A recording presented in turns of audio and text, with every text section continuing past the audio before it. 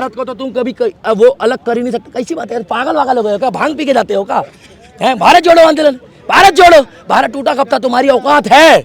140 करोड़ लोग हम एक हैं, सीधी सी बात है, 140 करोड़ लोग एक हैं हम, ये कह रहे भारत जोड़ो आंदोलन का, भारत जोड़ो आंदोलन। अरे भारत टूटा कब था जो भारत जोड़ो बोल रहे हैं? इन पे तो मुकदमा होना चाहिए। मैडम आम बात है ये तो बिहार के लिए। अब आप लोग अखबार पढ़ोगे ना तो पूरी न्यूज जो है वो बिहार की छपेगी पूरे दिन। उसका कारण है उत्तर प्रदेश की छपती है ना जब न्यूज, भगवान ना करे कोई भसूड़ी होती है तो बाबा का बुलडोजर रेडी रहता है और बाबा की कार्रवाई रेडी रहती है। इधर आपने कांड करा, अगले दिन मकान के आगे बुलडोजर चलता है, बंदा आता है थोड़ी देर के लिए और आके देखता है और कहता है भैया मेरा मकान कहाँ गया? बोले जी योगी का बुलडोजर आया था तोड़ गया। नीतीश कुमार मुंगेरी लाल के हसीन सपने सुने हैं? ये नीतीश लाल के हसीन सपने हैं। ये 2024 में फिर झगड़ा होगा, बंदर बांट होगी। एक कहेगी खूब भालो हसी मैं बनूंगी, एक खुजलीवाल कहेगा मैं बनूंगा, उधर से वो पप्पू कहेगा मैं बनूंगा। अभी पप्पू जोड़ो आंदोलन भी चल रहा है देश में, मालूम है? जितने भी पप्पू हैं पूरे देश में सारे इकट्ठे करे जा रहे हैं। क्या बोल रहे हैं? बोले ये भारत की बात कर रहे हैं, भारत जोड़ो की। भैया कांग्रेस के ही कमलनाथ। तो नीतीश कुमार जो है ना मैडम, ये वो है जहां देखी तवा पर रात वहीं बिताई सारी रात। आदमी बढ़िया है, पढ़ा लिखा है, मगर ये चाह रहा है 50-50।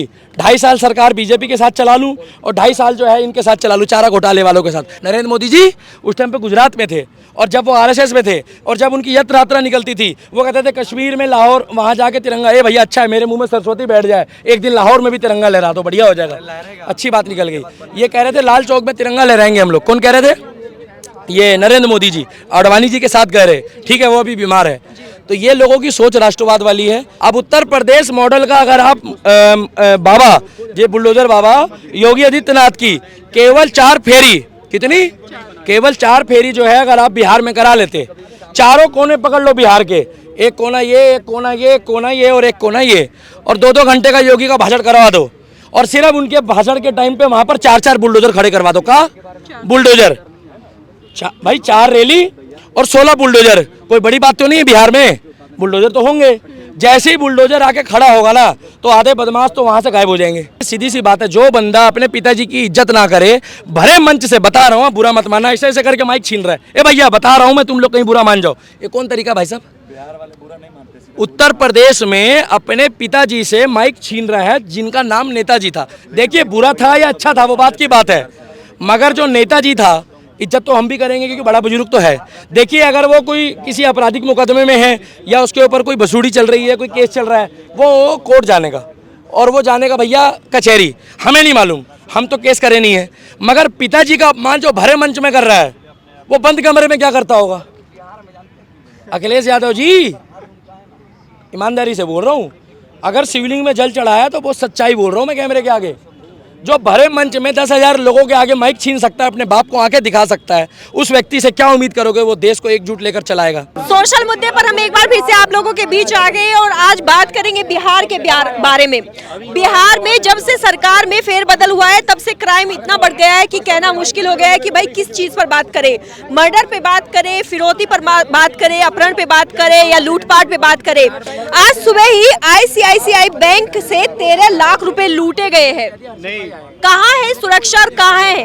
दूसरी बात, नीतीश कुमार कहते हैं कि वो प्रधानमंत्री पद के दावेदार है और बहुत अच्छे नेता बनकर दिखाएंगे, तो वही समाजवादी पार्टी बिहार के साथ मिलकर गठबंधन की बात करती है। भाई पहले बिहार को क्राइम से आजाद कर लीजिए, जनता को थोड़ा सा सुकून दीजिए ताकि वो सोचे कि हमारे लिए नेता कौन सा अच्छा होगा। बिहार की थोड़ी सी राजनीति पर चर्चा कर लेते हैं। जिस तरह से बिहार में लूटपाट, क्राइम, मर्डर, अपहरण और रेप, ये सारे क्राइम एक साथ बढ़े हैं और ये हुआ है नीतीश कुमार की जब से सरकार की थोड़ी सी फेरबदल हुई है। उधर प्रधानमंत्री पद के दावेदारी के रूप में भी वो बोल रहे हैं कि हम प्रधानमंत्री बनेंगे, दूसरी तरफ समाजवादी पार्टी प्लस बिहार बोल के गठबंधन की बात कर रही है। सर आपको क्या लगता है, नीतीश कुमार सच में दावेदार होंगे प्रधानमंत्री पद के या बन सकते हैं? अरे छोटी बहन पत्रकार, जय श्री राम, जय हिंद। आप शॉर्ट फॉर्म में ये बोल देते कि वहाँ पे क्राइम बढ़ गया है, कुल मिला के वहाँ पर अब जमीन और आसमान का फर्क आ गया। ये बोल दो कि जहाँ बीजेपी शासन जाता है। आप एक बात बताऊं मैं आपको ईमानदारी से, ये बिहार के लोग बहुत बढ़िया होते हैं, मगर जब कोई मौका दे रहा है उनको और आगे से आगे जाके बोल रहा है कि ये करो वो करो, ये करो वो करो, फलाना करो ढिंगड़ा करो, तो आज की डेट में मौका देख के चौका कौन नहीं मारना चाहता? आप भी मार दो कहीं मौका लगेगा तो भैया, क्योंकि हर आदमी चाहता है मैं तरक्की करूं, और तरक्की के 2 रास्ते होते हैं, एक होता है ईमानदारी वाला और एक होता है बेईमानी वाला। आप कौन सा रास्ता चुनेंगे? ईमानदारी वाला। तो सामने वाले से गारंटी नहीं लोगे ना, क्या पता वो बेईमानी के रास्ते से करना चाहे। कि बेईमानी में शॉर्टकट होता है मगर वो लॉन्ग टर्म नहीं होता, और ईमानदारी में क्या होता है, जब तक आप जिंदा हो, जब तक आपके पास पैसा होगा, सेविंग होगी। मगर बेईमानी वाले में क्या है मालूम है, विकास दुबे वाला हाल होगा। अब उत्तर प्रदेश मॉडल का अगर आप बाबा, ये बुलडोजर बाबा योगी आदित्यनाथ की केवल 4 फेरी, कितनी, केवल 4 फेरी जो है अगर आप बिहार में करा लेते, चारों कोने पकड़ लो बिहार के, एक कोना ये, एक कोना ये, एक कोना ये और एक कोना ये, और 2-2 घंटे का योगी का भाषण करवा दो, और सिर्फ उनके भाषण के टाइम पे वहां पर 4-4 बुलडोजर खड़े करवा दो। का बुलडोजर भाई 4 रैली और 16 बुलडोजर, कोई बड़ी बात तो नहीं है। बिहार में बुलडोजर तो होंगे, जैसे ही बुलडोजर आके खड़ा होगा ना तो आधे बदमाश तो वहां से गायब हो जाएंगे, क्योंकि योगी आया बुलडोजर लेकर आया तो कोनो फिरकी लेगा वहां पे, सबको पता है। ये लोग योगी को ला के अगर खड़ा करते ना तो इनकी जो मतलब जो इनका मोटिव था, बीजेपी को हटाने का मोटिव ही यही है कि भैया जितने माफिया हैं उनको बढ़ावा दो, अवैध वसूली तैयार करो। 8 बजे के बाद जो लोग बिहार में खुलेआम घूम रहे थे, देखिए आबादी के हिसाब से क्राइम देखोगे तो अब बड़ा है, पहले कम था, और हो सकता है अब रजिस्टर्ड होना भी बंद हो जाए क्राइम, क्योंकि मेन देखा जाता है कि क्राइम रजिस्टर्ड होना। सर बैंक भी सुरक्षित नहीं है, सुबह सुबह 13 लाख रुपए लूटे गए हैं। मैडम आम बात है ये तो बिहार के लिए। अब आप लोग अखबार पढ़ोगे ना तो पूरी न्यूज जो है वो बिहार की छपेगी पूरे दिन। उसका कारण है उत्तर प्रदेश की छपती है ना जब न्यूज, भगवान ना करे कोई भसूड़ी होती है तो बाबा का बुलडोजर रेडी रहता है और बाबा की कार्रवाई रेडी रहती है। इधर आपने कांड करा, अगले दिन मकान के आगे बुलडोजर चलता है, बंदा आता है थोड़ी देर के लिए और आके देखता है और कहता है भैया मेरा मकान कहाँ गया? बोले जी योगी का बुलडोजर आया था तोड़ गया। क्या? योगी का बुलडोजर आया था तोड़ गया, सीधी सी बात है। तो आप चाहते हैं कि बिहार में भी यूपी की तरफ पे ही बुलडोजर चलना शुरू हो जाए? ये बुलडोजर मॉडल इसलिए सक्सेस है कि जो अपराधी होगा वो बुलडोजर से छिड़ेगा, जिसके घर में अवैध खनन का काम हो, देश विरोधी गतिविधि हो, पत्थरबाज हो। आप एक बात बताइए पत्रकार महोदय, आप मेरी बहन जैसी, अगर आपकी आंख में नाक में कोई व्यक्ति पत्थर मार दे तो आपको लगता है कि आपके साथ जीवन में ऐसी कठिनाइयां आनी शुरू हो जाएगी कि आपको विवाह करने में, देखिए शादी तो सबने करनी है, सरकारी नौकरी में, मेडिकल फिटनेस में, और अड़ोस पड़ोस में भी लोग आपको देखेंगे तो कहेंगे कि भैया ये चोटिल है और पूरा मुंह का। देखिए तेजाब गैंग हमारे देश में चल रही थी, आपको मालूम है मोदी के आने के बाद तेजाब गैंग वालों के साथ क्या क्या हुआ है। ये मोदी सरकार ने बहुत बढ़िया करा भाई साहब। मोदी सरकार का मतलब ये है कि जज फैसला करता है मगर जांच कमेटी और आईओ जो है वो अगर काम नहीं करेगा तो उसमें कोई सरकार क्या करेगी। मगर मोदी के आने के बाद ये फायदा हुआ है, पहले तो केस रजिस्टर्ड नहीं होता था, अब माताएं बहनें इसलिए देश में सुरक्षित है जहां जहां मोदी जी का प्रोटोकॉल है कि वो कम से कम केस रजिस्टर्ड हो रहे हैं, उनके ऊपर बुलडोजर चलाए जा रहे हैं, उनके ऊपर कार्रवाई हो रही है। अरे मैडम एक बात बताइए, अभी तक तो पहले माताओं और बहनों को सुरक्षित करने की बात तो दूर रही, पहले तो शौचालय भी नहीं थे हमारे देश में। तो क्या शौचालय जो है वो मोदी जी ने सारी गुजरात में बनवा दिए? उन्होंने सबसे बड़ा मुद्दा देखा कि क्राइम की जो शुरुआत है ना वो शौचालय से हो रही है, कि जो हमारी माताएं बहनें सुबह 4 बजे 5 बजे उठ के जाती है। अरे मैडम ये जो शहर में लोग आए बसे हैं ना, ये सब गाँव से ही है, इसकी किसी की पैदाइश जो है ना वो शहर में नहीं हुई है। ये तो अभी नए नए जो है जुम्मा जो अभी ये मॉडल कल्चर वाले बने हैं, ये इंग्लिश में बैठ रहे हैं बाथरूम में, 36 बीमारी है इनको, इंग्लिश लैट्रिन में बैठते हैं लोग।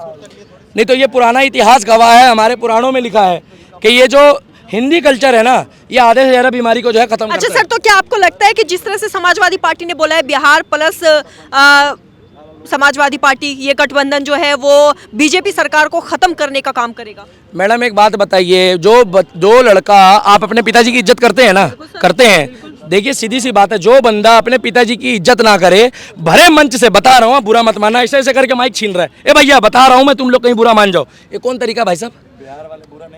उत्तर प्रदेश में अपने पिताजी से माइक छीन रहा है जिनका नाम नेताजी था। देखिए बुरा था या अच्छा था वो बात की बात है, मगर जो नेताजी था इज्जत तो हम भी करेंगे क्योंकि बड़ा बुजुर्ग तो है।